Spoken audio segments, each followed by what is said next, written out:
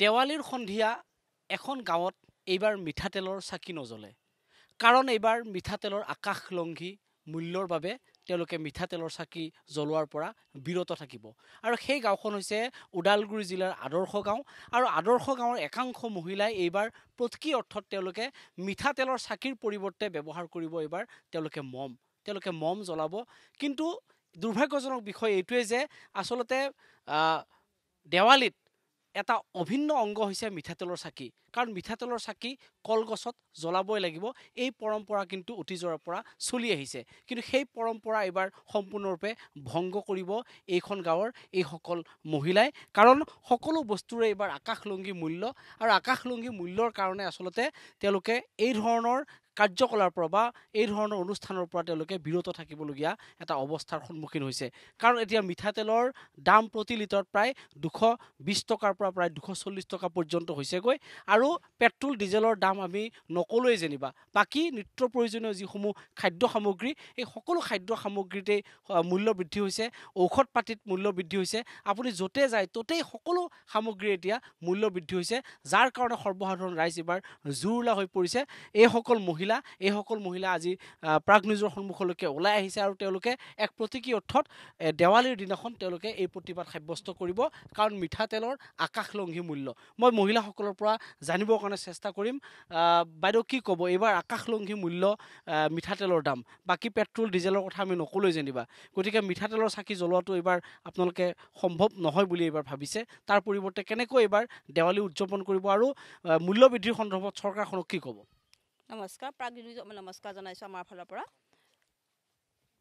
আমি ক'ব খোজোঁ যে বৰ্তমান সময়ত যিটো নেকি এতিয়া সমাগত দীপাৱলী, আমাৰ সমাগত 4 নৱেম্বৰ দীপাৱলী হ'ব, কালী পূজা হ'ব। এই দীপাৱলী বা কালী পূজাত আমি প্ৰত্যেকবাৰে মিঠাতেলৰ চাকি জ্বলোৱাটো আমাৰ অপৰিহাৰ্য এটা অংগ হিচাপে আমি মানি লৈ আহিছোঁ। কিন্তু এইবেলি আমি মূল্য বৃদ্ধিৰ কাৰণে বৰ্তমান মিঠাতেলৰ প্ৰতি লিটাৰ মূল্য 220ৰ পৰা 240 টকালৈ। আৰু এনেকুৱা পৰিৱেশত আমাৰ গাঁৱলীয়া ৰাইজে, সৰ্বসাধাৰণ ৰাইজে আমি কেনেকৈ মিঠাতেলৰ চাকি জ্বলাম? আমি তাৰ পৰিৱৰ্তে এইবাৰ আমি মিঠাতেলৰ চাকি জ্বলাব নোৱাৰিম, যিহেতুকে আমাৰ আৰ্থিক অৱস্থা অতিকৈ শোচনীয়। বিশেষকৈ আমাৰ এই অঞ্চলত বিশেষকৈ হাজিৰা ঠিকা কৰা মানুহ বহুতখিনি আছে। তেওঁলোকে 340 টকা বা 350 টকা হাজিৰা পায়, সেই হাজিৰাৰে ঘৰ চলাব। বৰ্তমান সময়ত আলুৰ দাম 25 টকা, মিঠাতেলৰ দাম 240ৰ পৰা এনেকুৱা 220ৰ পৰা 240 টকা। তেনেকৈ দালিৰ দাম বেছি, বিস্কুটৰ দাম, নৈমিত্তিক সামগ্ৰীবিলাকৰ দাম বাঢ়িছে। পিঁয়াজৰ দাম 60 টকা লয়। আৰু বৰ্তমান গেছৰ চিলিণ্ডাৰ আজি মই লৈছোঁ 1000 টকাত লৈছোঁ। মানে এতিয়া আমাৰ সৰ্বসাধাৰণ ৰাইজে গেছৰ চিলিণ্ডাৰ লোৱাটো মানে অতি কঠিন হৈ পৰিছে। আৰু এইবেলি আমি দীপাৱলীত কোনবাৰ আমি যেনেকৈ মিঠাতেলৰ চাকি জ্বলাওঁ, তেল পোৰাটো 1 লিটাৰ তেল পুৰিবলৈ এটা ধৰ্ম, এটা ভাল বুলি মানি পাওঁ। কিন্তু এইবেলি আমি মিঠাতেলৰ চাকি জ্বলাব নোৱাৰিম। এইবেলি আমি মিঠাতেলৰ চাকিৰ পৰিৱৰ্তে আমি মমবাতি জ্বলাম বুলি সিদ্ধান্ত লৈছোঁ, আৰু উপায় নাই তেনেকৈও। চৰকাৰখনক কি ক'ব? এতিয়া আমাৰ বিজেপি চৰকাৰ, আমাৰ নিজৰ চৰকাৰ বুলি আমি তেওঁলোকক উঠাই দিলোঁ। কিন্তু এতিয়া আমি বৰ্তমান যিটো মূল্য বৃদ্ধিৰ অতিপাত সামগ্ৰীৰ মূল্য বৃদ্ধিৰ অতিপাত হৈ আছে, তাৰ কাৰণে আমি চৰকাৰ অনুৰোধ জনাওঁ যে নৈমিত্তিক সামগ্ৰীবিলাকৰ বস্তুবিলাক দামবিলাক অলপ কমাই দিয়ক, আমাৰ সৰ্বসাধাৰণ ৰাইজ চলিব পৰাকৈ দিয়ক। এইখিনিয়ে মোৰ। পেট্ৰলৰ দামো কিন্তু 105 টকা 6 টকা হৈছে। মই 106 টকা কৰি ভৰাব লগা হৈছে, 106 টকা 12 পইচা প্ৰতি লিটাৰ। আমাৰ নিচিনা মানুহে কেনেকৈ চলিব? অসম্ভৱ হৈছে আমাৰ কাৰণে। মই আৰু মহিলাসকল আছে, মই তেওঁলোকৰ পৰা জানিবৰ কাৰণে চেষ্টা কৰিম। বাইদেউ, আপোনালোকে এইবাৰ মিঠাতেলৰ চাকি নজ্বলাও বুলি আপোনালোকে এইবাৰ স্থিৰ কৰিছে, কি ক'ব চৰকাৰখনক? আমি এতিয়া কি ক'ম, আমি সৰ্বসাধাৰণ মানুহ, আমি মানে তেল কিনিম চাৰি, মানে আলু পিঁয়াজ কিনিবৰ কাৰণে উপায় নাই, দালি কিনিব নোৱাৰোঁ, হাজিৰা কৰি খোৱা মানুহ, আমি কেনেকৈ মিঠাতেলৰ চাকি জ্বলাম? সেইকাৰণে ভাবিছোঁ এইবাৰ আমি মমকে জ্বলাম। যিকোনো প্ৰকাৰে মম হ'লেওতো জ্বলাব লাগিব, পৰম্পৰা চলি আহিছে যেতিয়া। সেইকাৰণে আমি সেইটোকে সিদ্ধান্ত লৈছোঁ। আৰুতো আমাক চৰকাৰে গেছ দিছে, কিন্তু আমিতো গেছ ভৰাব নোৱাৰোঁ, আমি হাজিৰা কৰি খোৱা মানুহ। সেইকাৰণে আমাৰ উপায় নাই, আমাৰ গেছ এনেই আছে, থোৱাই আছে, কিন্তু খৰি জ্বলাওঁ আমি, খৰি জ্বলাই থাকোঁ। মানে আকৌ চকীৰ তাৰমানে চকুৰ তাৰমানে সেইটো অৱস্থা হৈছেগৈ। এগৰাকী আইতা আছে, কি ক'ব? মইনো কি ক'ম, এতিয়া দামগিলা বেছি হোৱা এতিয়া টানে হৈছে চলা আমাৰ। হাজিৰা কৰি খোৱা মানুহ হয় অঁ মিঠাতেলৰ চাকি এইবাৰ নজ্বলাই এইবাৰ এতিয়া জ্বলাব টানে হৈছে তেল আনি অঁ খাব মানে জ্বলাব চাগে খাবও নোৱাৰে খাবও নোৱাৰোঁ হয় আচলতে মিঠাতেল যিহেতুকে আমি খাদ্য সামগ্ৰী হিচাপে মূলতঃ ব্যৱহাৰ কৰোঁ কিন্তু তাৰ পৰিৱৰ্তে আচলতে যিহেতুকে খাবলৈকে মিঠাতেল আচলতে কিনিবৰ কাৰণে নোজোৰে গতিকে জ্বলাবৰ কাৰণে সেই সৎ সাহস একেবাৰে নোহোৱা হৈ পৰিছে কাৰণ মানুহৰ আৰ্থিক দৈন্যতা একেবাৰে নোহোৱা হৈ পৰিছে আৰ্থিক দৈন্যতাত মানুহ ভুগিছে বাইদেউ কি ক'ব আপোনালোকে সকলোৱে ওলাই আহিছে আজি প্ৰতীকী অৰ্থত আপোনালোকে প্ৰাক নিজৰ সন্মুখলৈকে ওলাই আহিছে মিঠাতেল কিনি খোৱাটো দূৰৰে কথা জ্বলাব পাৰিবনে নোৱাৰিম কাৰণ কি জানেনে আমি মিঠাতেলখিনি খাবৰ কাৰণে ধৰিলোঁ 240 টকা কৰি কিনিব লাগে তাৰ পৰিৱৰ্তে যদি আমাৰ এতিয়া চাকি জ্বলাওঁ আমি খাম কি আমি হাজিৰা কৰি পাওঁ 300 টকা আমাৰ ঘৰৰ মানুহবিলাকে 300 টকা পায় আলুৰ দাম পিঁয়াজৰ দাম যিটো খাই নেকি আমাৰ জীৱনটো বাচিব সেইখিনিতে আমাৰ দাম বাঢ়ি গৈছে তেনেহ'লে আমি চলিম কেনেকৈ এতিয়া চৰকাৰে যদি আমাক মানে ভাল মানে বাচি থাকিবৰ কাৰণে বা আমি ল'ৰা ছোৱালীক ভালদৰে পোহপাল দি শিক্ষিত কৰিবৰ কাৰণে চৰকাৰে আমাক বহুত কিবা কিবি কৰিছে কিন্তু আমি যদি তেওঁলোকক ভালদৰে খুৱাব নোৱাৰোঁ ভালদৰে ভৰণ পোষণ দিব নোৱাৰোঁ ধৰিলোঁ কাপোৰৰ দাম বাঢ়িছে ঔষধ পাতি বেমাৰ আজাৰলৈ ঔষধ পাতিৰ দাম বাঢ়িছে আমি কেনেকৈ কি কৰিম এতিয়া আমি চৰকাৰক অনুৰোধ কৰোঁ যে আমাৰ মানে যিবিলাক বস্তুৰ দাম বাঢ়িছে সেইবিলাক জানি আমাক নিয়মিত কৰি দিয়ে আৰু আমাৰ গাঁৱলীয়া ৰাইজ বা গাঁৱতে কি চহৰতে কি কাৰণ চহৰৰ মানুহেও কষ্ট কৰিয়ে চলে সেই মানুহবিলাকে জানি ভালদৰে জীৱন যাপন কৰিব পাৰে সেইটোৰ কাৰণে মই চৰকাৰক হাজাৰ অনুৰোধ কৰোঁ এইখিনিয়ে মোৰ ক'বলগীয়া আৰু এটা কথা কি জানেনে আমি যিটো নেকি আমাৰ পৰম্পৰাগতভাৱে চলি আহিছে দীপাৱলী সেই দীপাৱলীত আমি আধা লিটাৰ কিছুমানে দুখীয়াবিলাকেও আধা লিটাৰ তেল কিনে দুইফালে দুটা কলগছ পুতোঁ কি ধুনীয়াকৈ আমি সজাওঁ ৰাস্তাত সজাওঁ ঘৰৰ ভিটিত সজাওঁ কিন্তু এতিয়া আমি কি কৰিম মমবাতিৰোতো দাম কিজানি বাঢ়িছে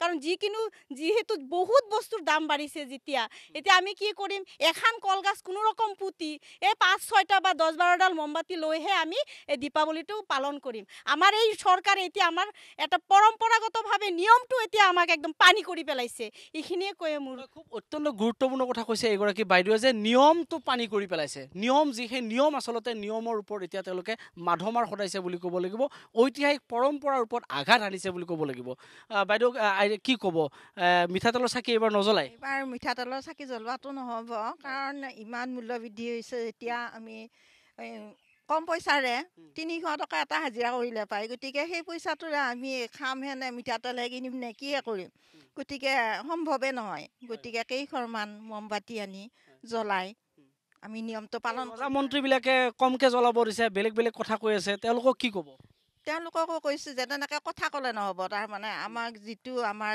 মূল্য বৃদ্ধি সেইটো কমাই দিয়ক তেতিয়াহে আমি তেওঁলোকৰ কথা মানিব পাৰিম নহ'লে আমি কেনেকৈ কি কৰিম গেছৰ দামো বাঢ়িছে আমি দুখীয়া মানুহ আৰু গেছ দিলে কি হ'ব আমাৰ গেছ এনেই পৰি আছে আমি এতিয়া আগৰ দৰে খৰি জ্বলাই খৰিত চৌকাত জুই জ্বলাই ভাত বনাই আছোঁ চাহ বনাই আছোঁ কষ্ট কৰি এইবিলাকে হৈছে আৰু এইকাৰণে চৰকাৰক আমি এইবাৰ মানে ধিক্কাৰ দিছোঁ এই চৰকাৰক হয় আচলতে এইসকল গাঁৱলীয়া একোগৰাকী হোজা মহিলা কিন্তু এই হোজা মহিলাসকলৰ মুখত আপুনি যি শব্দ শুনিবলৈ পাইছে সি সঁচাকৈ আচলতে তাৰ পৰা আমি অনুমান কৰিব পাৰোঁ যে কিমান বিধ্বস্ত হৈ পৰিছে তেওঁলোক কিমান আৰ্থিকভাৱে বিধ্বস্ত হৈ পৰিছে কিমান জুৰুলা হৈ পৰিছে কাৰণ তেওঁলোকৰ এটা হেঁপাহৰ যি পোহৰৰ উৎসৱ দেৱালী সেই দেৱালীটো এগচি তেওঁলোকে মিঠাতেলৰ চাকি এইবাৰ জ্বলাব নোৱাৰিব কাৰণ মিঠাতেলৰ আকাশলংঘী মূল্য আৰু সেই দাবানলে এতিয়া সকলোকে দহি পেলাইছে মূলত এগৰাকী যুৱক আছে এই অঞ্চলৰ মই সমগ্ৰ কথা তেওঁৰ পৰা জানিবৰ কাৰণে চেষ্টা কৰিম কি ক'ব গোটেই মহিলাসকল আজি ওলাই আহিছে সকলো দিশত জুৰুলা হৈ পৰিছে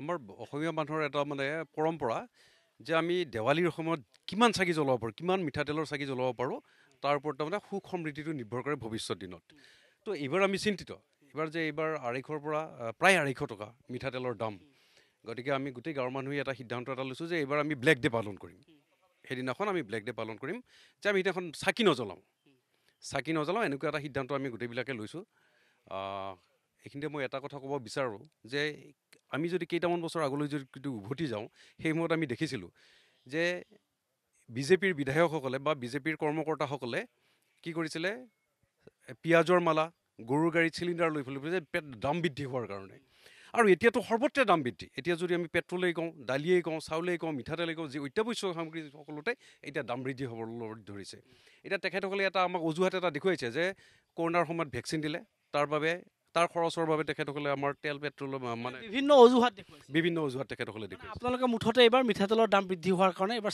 চাকি নজ্বলাওঁ কিন্তু এটা কথা এইখিনিতে ক'ব বিচাৰোঁ যে আমি দ্বিতীয়খন ভেনিজুৱেলা হ'ব নিবিচাৰোঁ। ভেনিজুৱেলাত যেনেকৈ আজিৰ তাৰিখত এই যে ফ্ৰী খোৱাৰ নামত ৰাইজক যে লুটাৰ বিনিময়ত আজিৰ তাৰিখত কিন্তু এখন ৰুটিৰ বিনিময়ত এগৰাকী গাভৰুই নিজৰ সতীত্ব বিক্ৰী কৰিব লগা হৈছে। গুৰুত্বপূৰ্ণ কথা যে আচলতে ক্ষোভৰ সকলোৱে বহিঃপ্ৰকাশ ঘটিছে বুলি ক'ব লাগিব। আৰু এয়াই হৈছে সাম্প্ৰতিক সময়ৰ এক পৰিস্থিতি, যিটো পৰিস্থিতিত আচলতে এতিয়া দহিবলৈ ধৰিছে মানুহ, আৰু এতিয়া মানুহে নিস্তাৰ নাপাবলৈ ধৰিছে, আৰু নিজৰ এই হেঁপাহৰ যি উৎসৱ পাৰ্বণ, সেই উৎসৱ পাৰ্বণৰ পৰা এতিয়া মানুহ বিৰত থাকিবলগীয়া হৈছে। তাৰে উদাহৰণ হৈছে এইখন ওদালগুৰি জিলাৰ আদৰ্শ গাঁও।